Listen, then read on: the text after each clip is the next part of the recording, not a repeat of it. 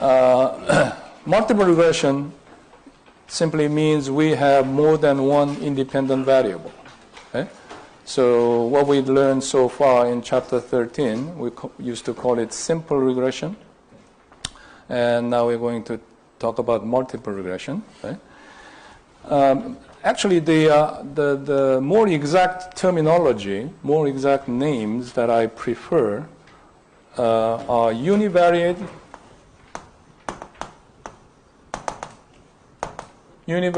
versus multivariate.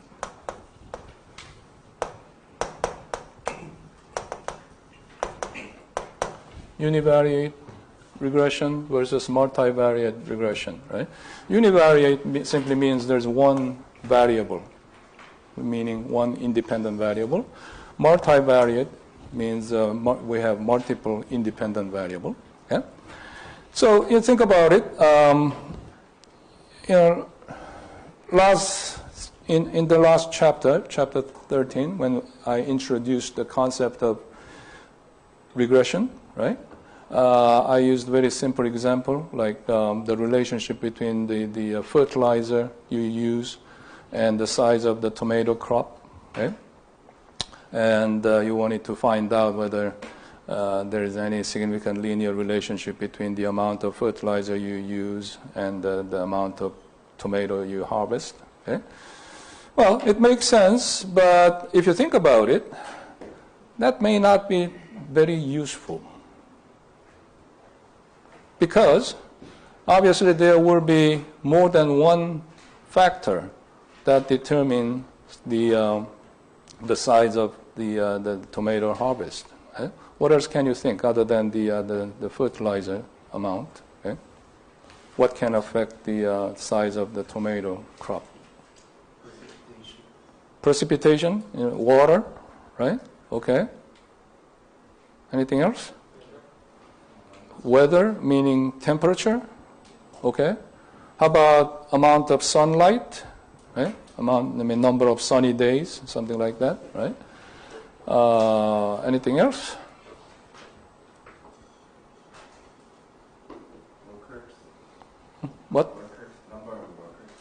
Number of workers. Okay. Well, are you talking about maybe size of the? Well, I guess we have to talk.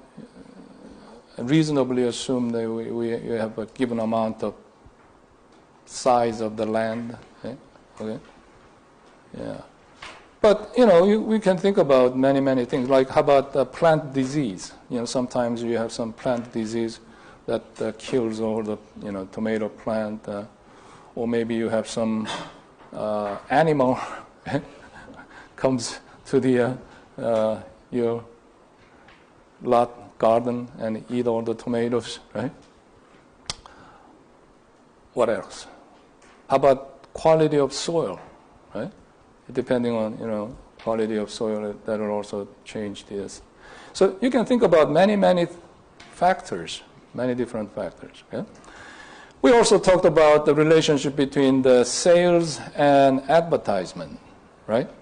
You can think about advertisement spending, how much money you spend on advertisement as an independent variable, and then the amount of sales as the dependent variable, right?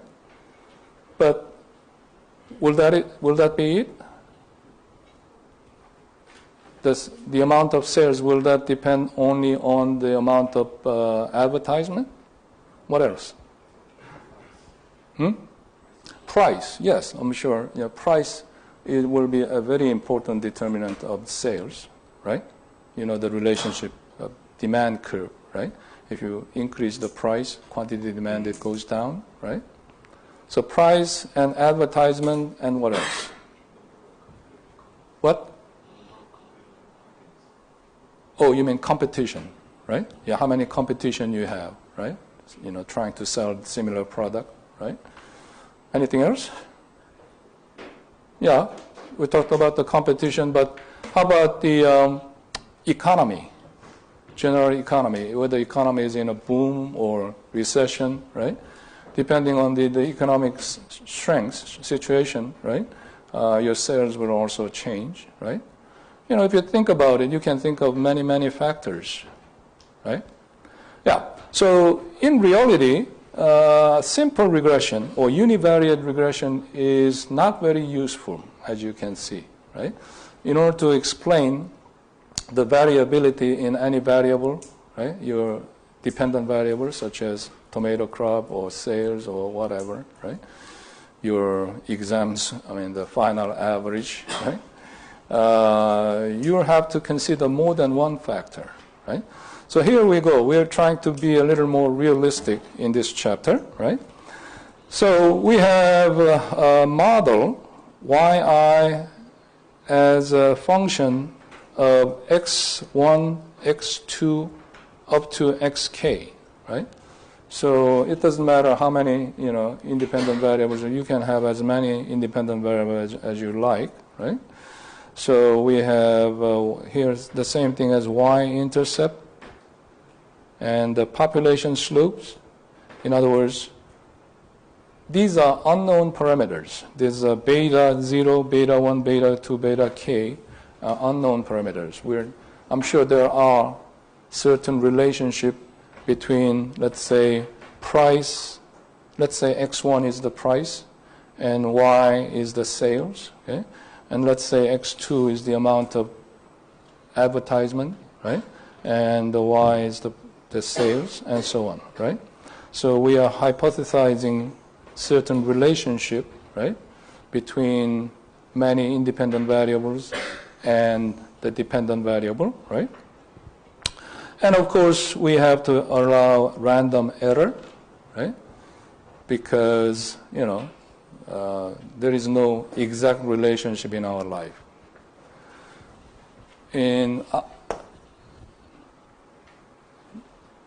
There are exact relationship versus stochastic,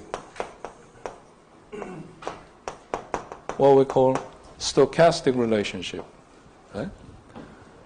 Stochastic relationship means we have to allow some variation, right? We have to allow some error, right?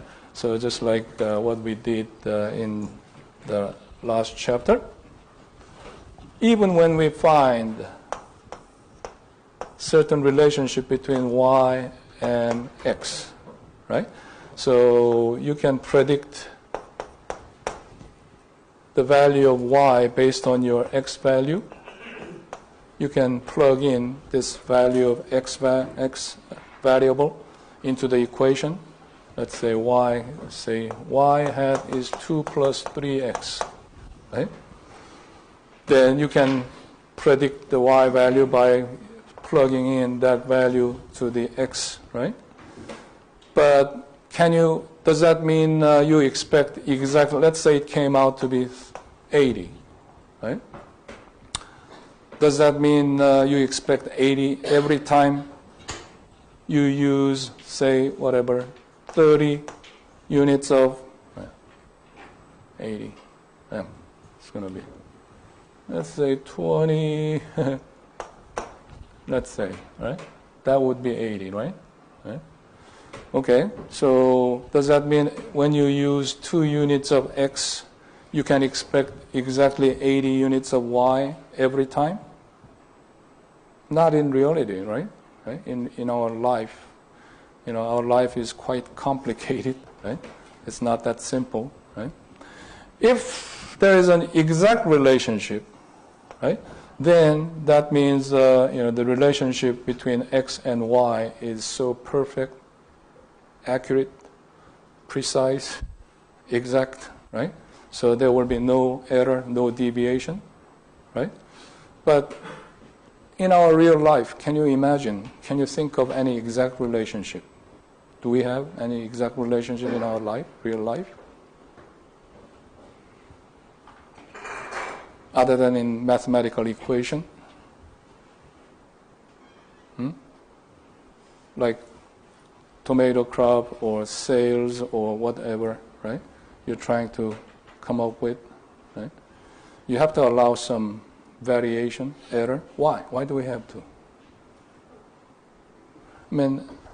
Allowing error, random error, I think I mentioned it once before, but in statistics, when we say random error, right, that simply means we don't know. We don't know what causes this difference, right?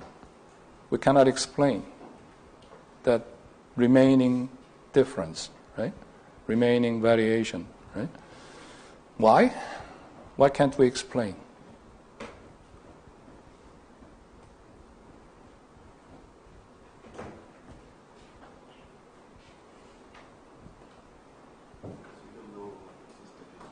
We don't know what? But that's what I'm asking. Why? Why can't we know? Why can't we explain everything? Because there are so many errors. That's right. So many factors, so many variables that can affect your dependent variable, right?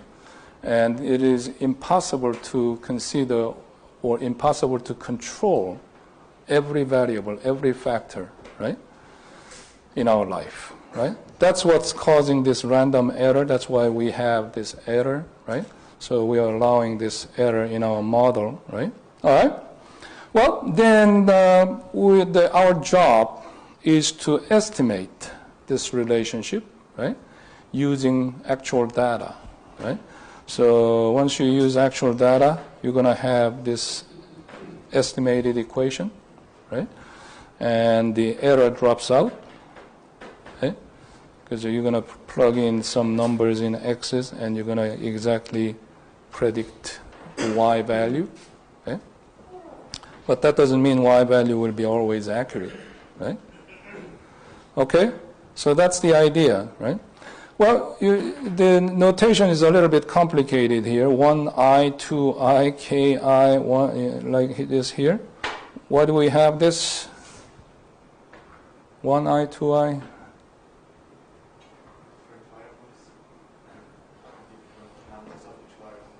Right. It's a different variable. We have x1, x2, x3, xk, right? But why do we have 1i and 2i and so on? Well, what we're talking about is multiple observations, right? Multiple observation, right?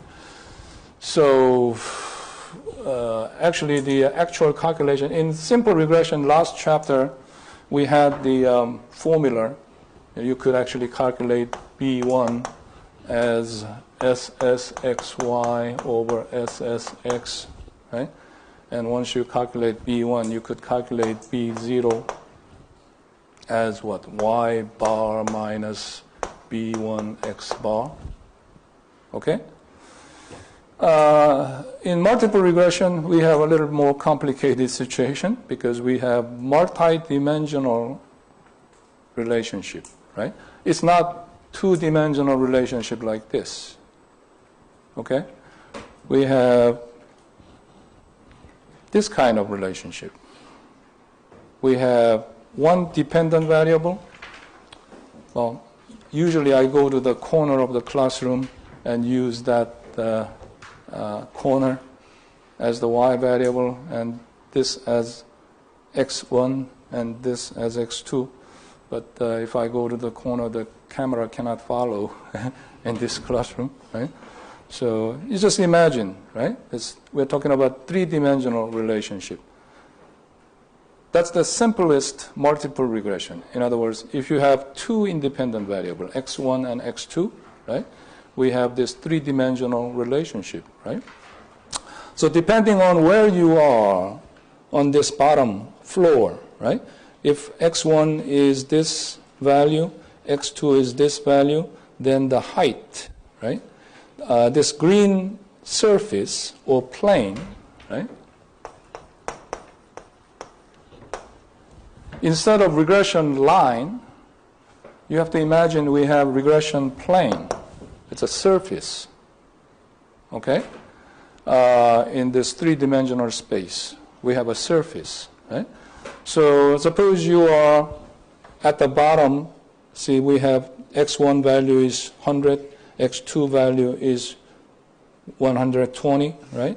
And then the dependent variable, the value of y, will be determined by the height of this point on the regression plane from the bottom. You get the idea? Okay? The height from the bottom to the surface, right? If you move up to, let's say, according to this shape of the plane, if you are on here, instead of here, suppose you are here, right? Then the height will be a little bit higher, right? Right? So the y value will increase, apparently, right? So y value depends not only on x1, but it will also depend on x2. Okay? Right? That's the idea. But if you have three independent variables, x1, x2, x3, what kind of space are we talking about? What kind of regression plane?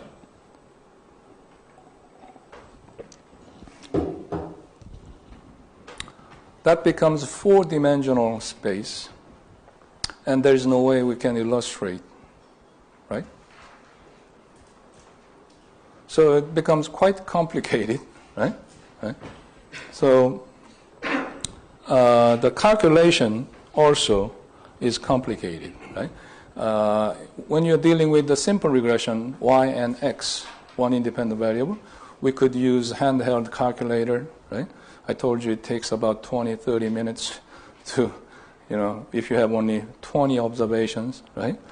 It takes about 30 minutes to calculate the slope and the intercept, right?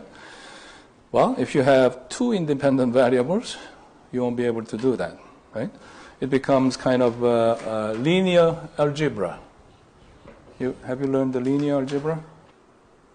Yeah, okay. So that's why we have two notations here, right? First notation here, I'm going up here, all right?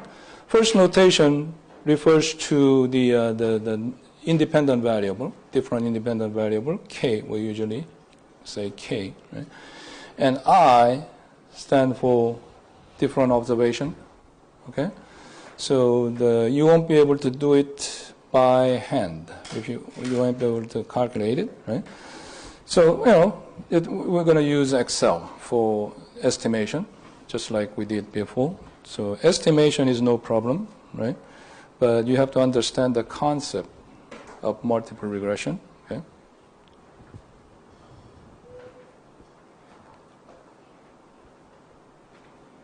I'm missing something here, right?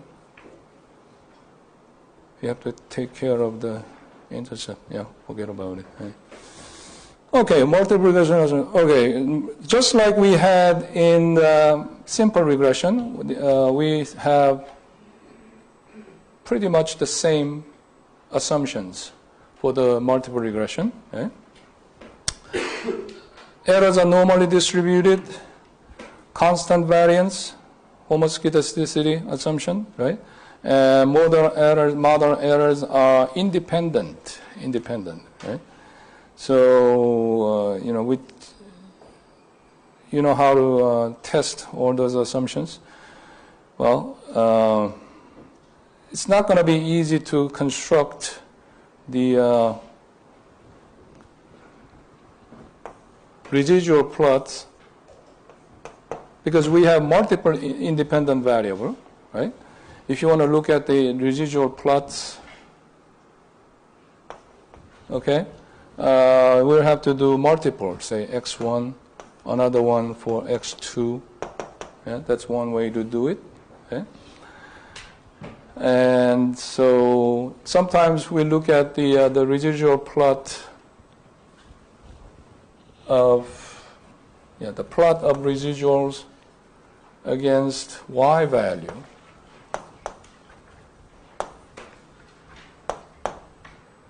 Y. Okay? So actual y value.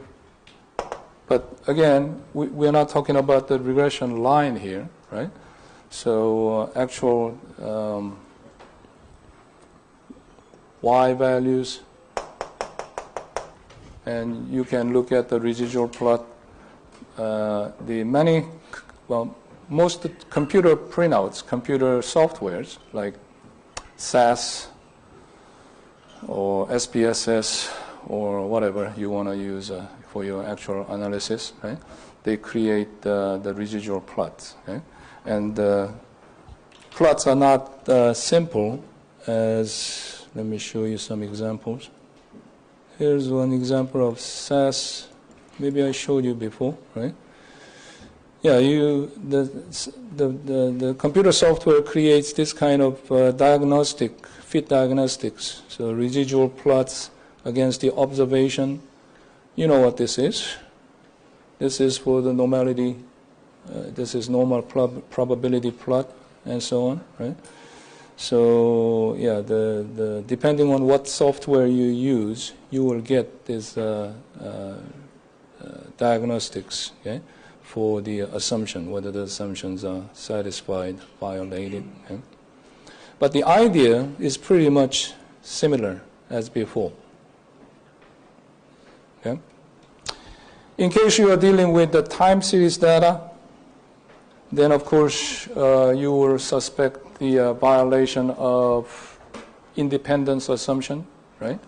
Because most of the economic and business data, right? You can suspect there is some impact from the seasonality or business cycle, right? And there may be some pattern in the data, right? So you especially have to test for that assumption, the violation of independence, and you can use Durbin-Watson test for that. Okay? All right, so here's an example. Suppose we have two independent variables, price and advertising, and here's the dependent variable, pie sales. Okay? And running the regression is pretty simple.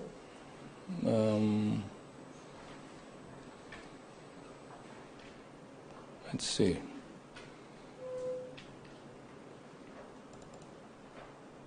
All right, go back to my simple or sample book, the grade book example, right? And suppose we use final average as the dependent variable, and you want to use these independent variables, these as independent variables, okay? And all you need to do is go to data, select the regression, okay?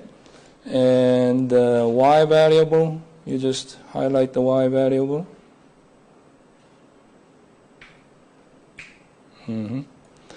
For x variable, you have to get all the x variables together because you need to highlight all these independent variables all at once, right?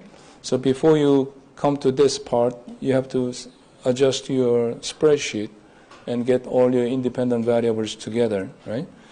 Here, I'm going to use, let's say, only 4 independent variables.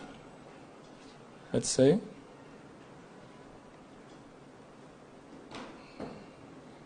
Okay, so highlight it. Oh, okay. Go back to the dependent variable. And click here and highlight 4 independent variables, let's say.